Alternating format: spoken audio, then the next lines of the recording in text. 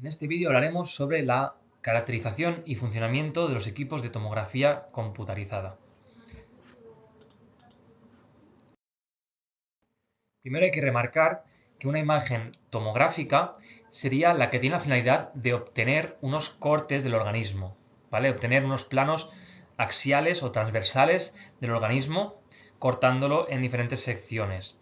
Entonces, no solo la tomografía computarizada es una técnica tomográfica, también hay algunas otras, como por ejemplo la resonancia magnética, que también permite obtener cortes tomográficos.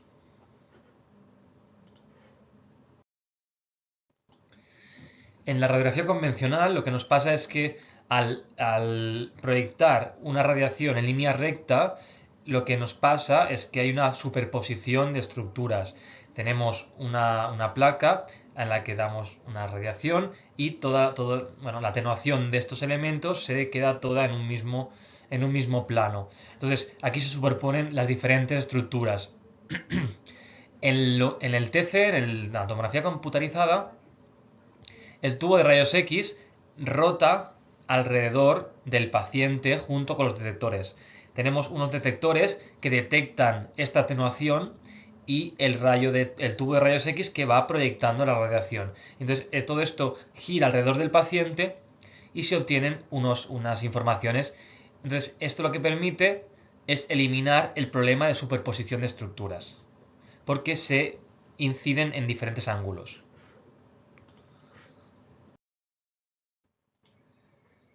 El coeficiente de atenuación mide la capacidad del material para absorber o dispersar los rayos X. Y cada material tiene un coeficiente de atenuación, dependiendo de si atenúa más el rayo o menos. Lo que hacemos es que antes de hacer la tomografía computarizada, se hace una proyección bidimensional para establecer cuál será la radiación que le daremos al material, al tejido correspondiente. Entonces se hace primero una proyección bidimensional y se estima la radiación que absorberá el tejido y la que aplicaremos.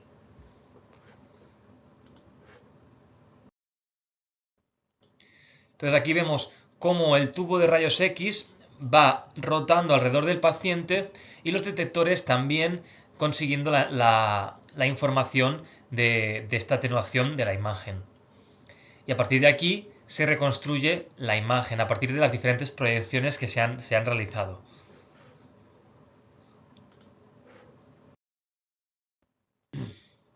Una vez se han obtenido los diferentes cortes transversales del paciente, esto se puede apilar y conseguir volúmenes, conseguir otros planos, por ejemplo, en vez de solo el axial, sino poder conseguir un plano frontal o coronal y también conseguir un volumen, ya que estos vamos apilando los diferentes cortes transversales y como vemos en la imagen se puede formar pues unos volúmenes diferentes.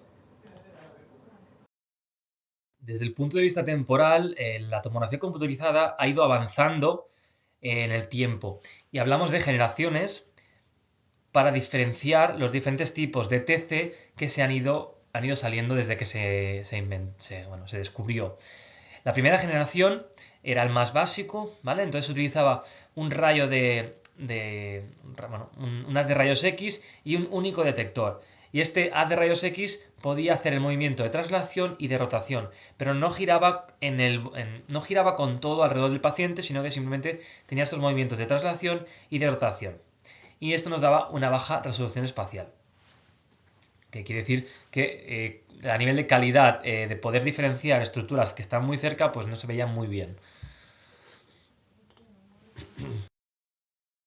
Más tarde, la segunda generación, se incorporaron elementos detectores, hasta un nombre de 30. Y esto aumentó la velocidad de adquisición de la imagen. La imagen se adquiría más rápido, pero seguíamos con el mismo movimiento de traslación y de rotación. Llegamos a los de tercera generación, en los que sí que se incorpora ya el movimiento de rotación continua alrededor de todo el paciente, ¿vale? Tanto de detectores como de rayos X. En este caso también se aumentan los detectores que se añaden a cada hilera. Y el tiempo de adquisición de la imagen disminuye a entre 1 y 5 segundos.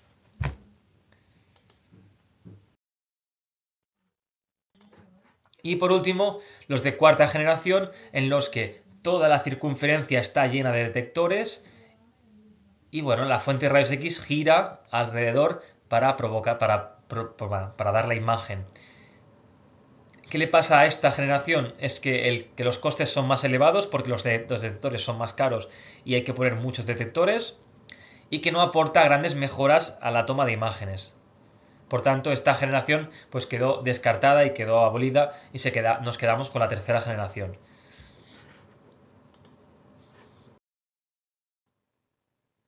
Aquí vemos las diferentes generaciones con sus representaciones en dibujo, ¿vale? Y vemos como la diferencia entre los movimientos que tienen unas de traslación y rotación, la tercera que ya empieza a incorporar el movimiento de rotación con todo el paciente, y la cuarta con todo el círculo lleno de detectores.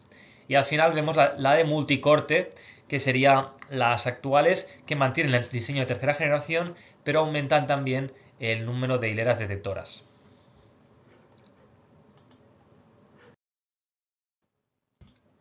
Como resumen, podemos decir que la línea de progreso para mejorar la TC ha ido para aumentar el número de detectores, y como se ha aumentado el número de detectores, también se ha disminuido el tiempo de adquisición de las imágenes. Por eso se ha incrementado también la velocidad de giro. Y actualmente se utilizan los de tercera generación. Los de cuarta se vieron demasiado caros y no aportaban grandes mejorías. Hay dos formas de tomar tomografía computerizada. Hablamos de la convencional o secuencial y, por otra banda, la helicoidal. La convencional o secuencial lo que hace es tomar diferentes imágenes, diferentes cortes, pero no lo hace en movimiento. La adquisición de la imagen se hace con la mesa parada. Entonces, hacemos una imagen, movemos la mesa, hacemos una imagen, movemos la mesa. Y así conseguimos todos los cortes del paciente. Entonces es más lenta, y el problema que tiene es que como están más separados los cortes, no tenemos una continuidad exacta entre corte y corte. ¿Vale? Nos falta información entre medio. Y por otro lado tenemos la tomografía computerizada helicoidal. En este caso, la adquisición de imágenes se hace continuamente con el movimiento de la mesa. Entonces se va tomando la imagen mientras la mesa va moviéndose de adelante hacia atrás. Y entonces esto lo que provoca es un movimiento de hélice cilíndrica. La mejora que tiene es que, al ser continua, este espacio entre fotografía y fotografía, ¿no? Que teníamos entre corte y corte, desaparece porque continuamente se está irradiando al paciente y estamos consiguiendo el mayor detalle.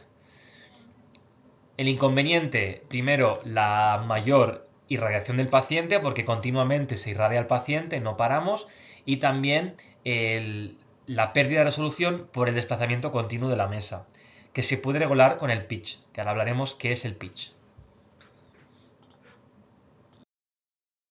El pitch se expresa como la relación entre el desplazamiento de la mesa en cada giro, por tanto en cada 360 grados, y el grosor de cada corte, y ambos en milímetros. Lo que nos expresa el pitch es la velocidad de movimiento de la camilla, ¿vale? Si el pitch es mayor, la mesa se moverá más rápido, por tanto, tendremos menor irradiación del paciente, pero también tendremos menor calidad de la imagen. En contra, si el pitch es menor, ¿vale? Tendremos mayor irradiación del paciente y mayor calidad. ¿Por qué? Porque se producirá solapamiento de los cortes. Y al producirse solapamiento de los cortes, al estar más cerca los cortes, esto provocará que la información que tengamos sea mayor.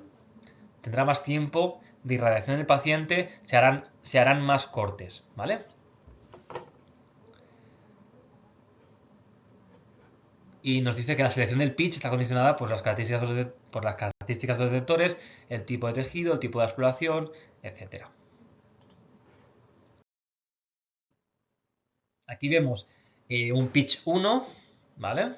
Y cómo disminuye pitch menor a 1 con unos cortes más cortos y un pitch mayor a 1 con unos cortes pues más grandes, más separados, entonces nos proporciona menos información de diagnóstico.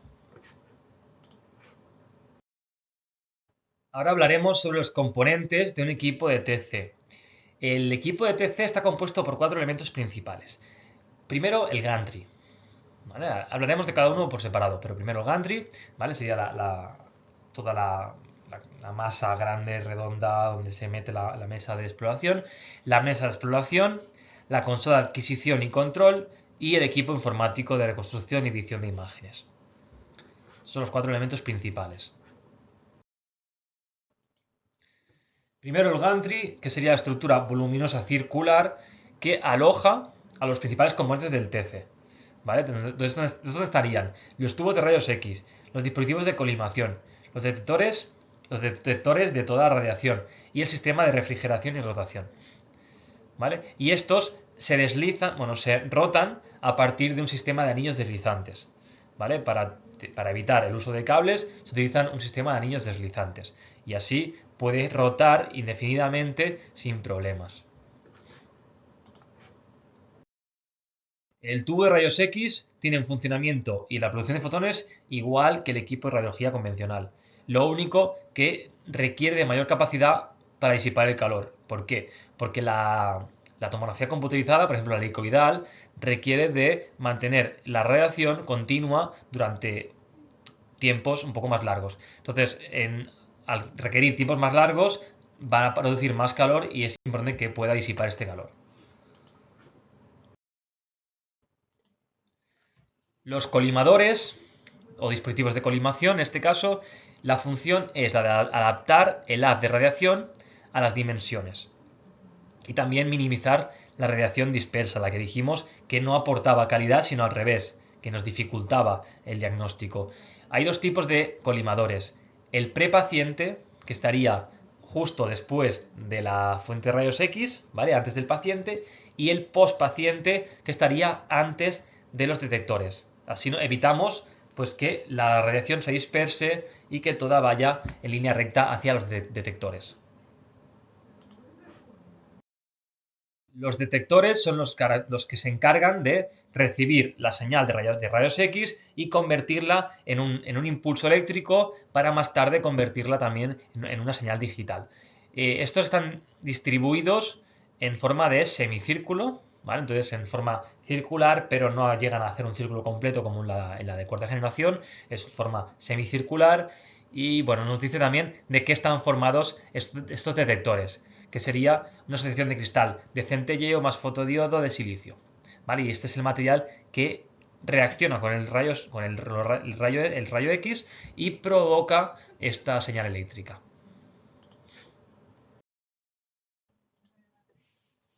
La mesa de exploración sería donde colocamos al paciente, ¿vale? Y es la que se mueve en sentido axial para poder dar los cortes del paciente. Y entonces debe ser cómoda. Debe ser cómoda para el paciente, debe ser radiotransparente, que quiere decir que no intervenga con la tomografía computerizada y nos dice que usualmente puede alcanzar los 200 kilogramos como máximo de carga límite y que el peso puede afectar a la velocidad de movimiento de la mesa.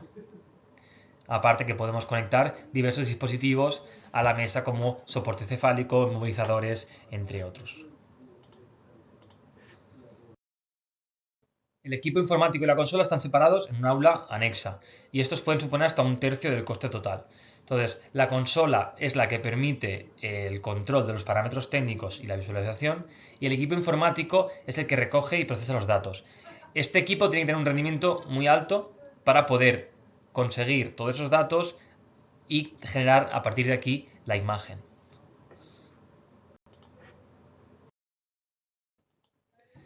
Aquí tenemos diferentes usos que puede tener la TC, los principales usos que puede tener la TC en en diferentes unidades diagnósticas, como pueden ser tórax, abdomen y pelvis, sistema nervioso central, etc. Y vemos los principales usos que tiene en estas diferentes áreas.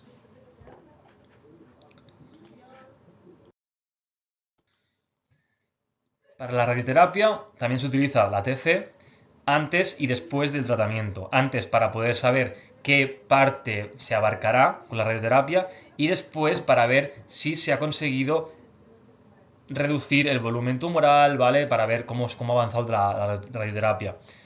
Entonces, lo que nos dice aquí que lo que se utiliza es para localizar volúmenes y establecer los márgenes que delimiten el tumor del tejido sano. Al establecer los márgenes podemos saber dónde enfocar la radiación. La tomografía por emisión de positrones es una técnica diagnóstica no invasiva que combina la ventaja de la emisión de positrones con la TC. En este caso, lo que se basa es en introducir por vía intravenosa un radiofármaco que emite positrones y ver hacia dónde se distribuye en el cuerpo. Entonces, esto se utiliza los tomógrafos para poder detectar estos fotones de rayos gamma y se transforman en señales eléctricas que más tarde se podrán convertir en imagen.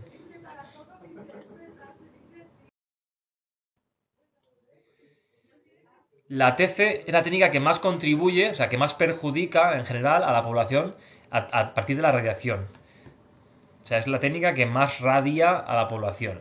Y aquí tenemos un cuadro que nos pone diferentes pruebas diagnósticas y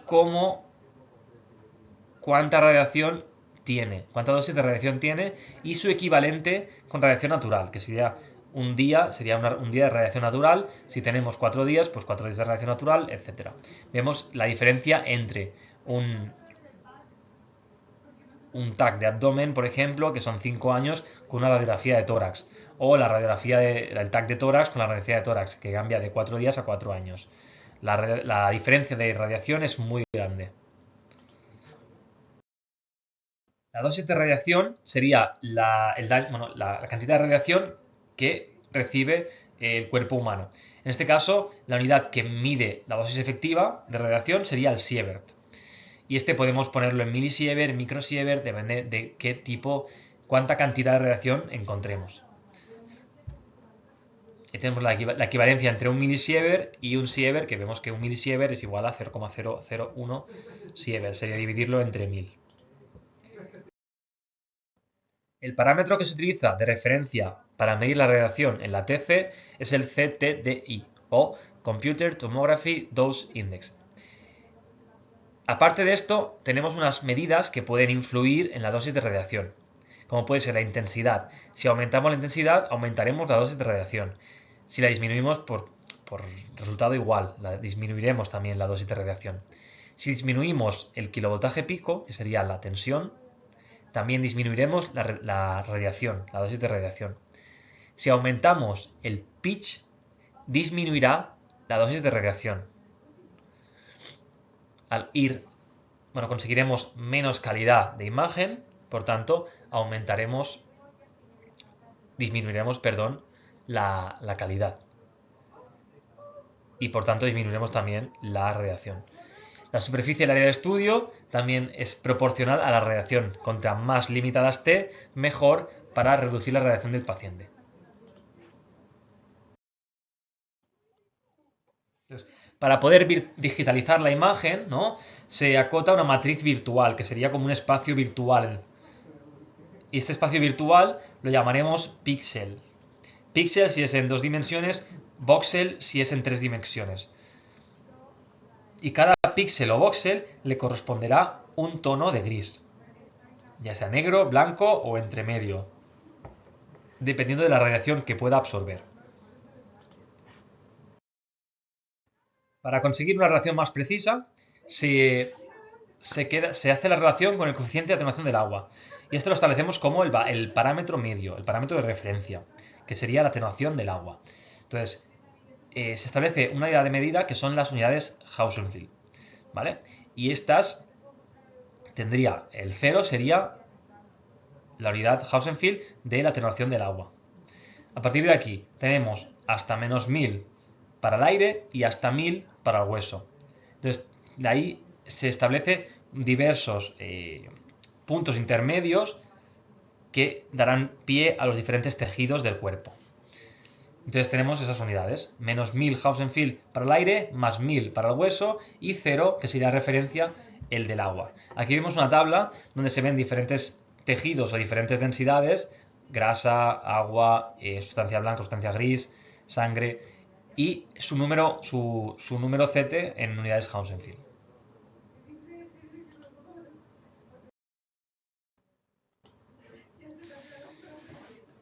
Para poder visualizar mejor todas las estructuras de la foto, de la imagen, lo que se hace es coger un rango concreto de unidades Hausenfeld. Por ejemplo, dependiendo de dónde vayas a... Aquí nos pone el ejemplo del abdomen.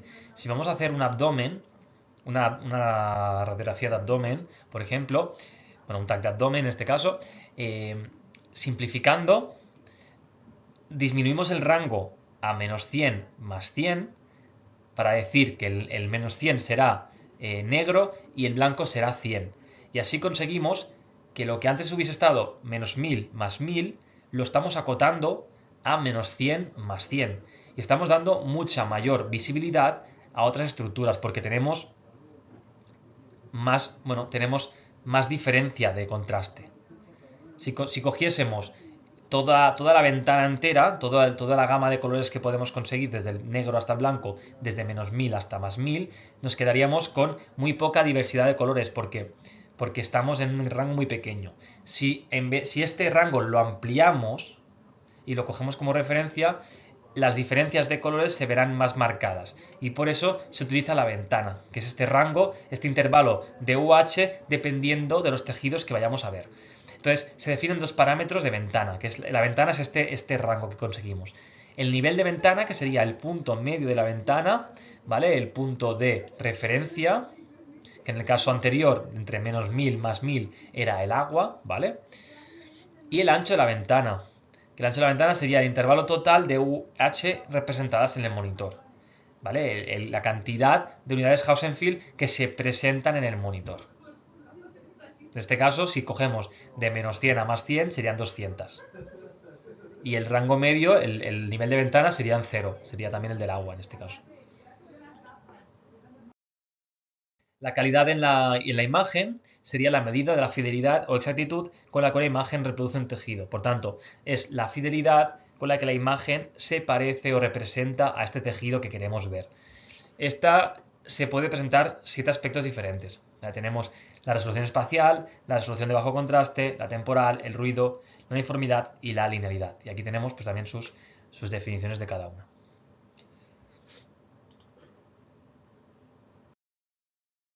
Los artefactos son elementos que aparecen en la imagen y que no corresponden con la realidad, que no existen. Entonces, en este caso son errores que influyen en la calidad de la imagen y que pueden llevar a un error diagnóstico y también a efectos indeseables sobre la calidad. Podemos tener diferentes tipos, por ejemplo, por volumen parcial, que serían voxeles en los que hay estructuras con diferencias de atenuación. Entonces se le asigna un nivel de atenuación que no es el que le pertoca. Debidas al movimiento cuando un paciente no colabora, se mueve o movimientos involuntarios. Entonces en este caso habría que hacer los tiempos lo más cortos posibles. Artefactos por objetos metálicos, que sería retirar los objetos si se puede. Y artefactos en la reconstrucción, que sería cuando el volumen de datos adquiridos no es suficiente, es insuficiente. Por tanto, en este caso hay que reducir el pitch para conseguir mayor información y reducir también estos artefactos, estos errores y mejorar la calidad de la imagen. Y por último, para acabar, hablamos del uso eficiente de recursos, ya que la TC se ha demostrado que es la que provoca más radiación en los pacientes, hay que controlar su uso y no hacer un uso excesivo de ATC porque podríamos aumentar mucho la radiación. En este caso se enseñan dos estudios en los que se predijo que en Estados Unidos el 2% de los cánceres futuros podrían ser causados por los TC. Y eso es un número muy elevado. Entonces hay que intentar utilizarlo de forma razonable. Muchas gracias y nos vemos pronto.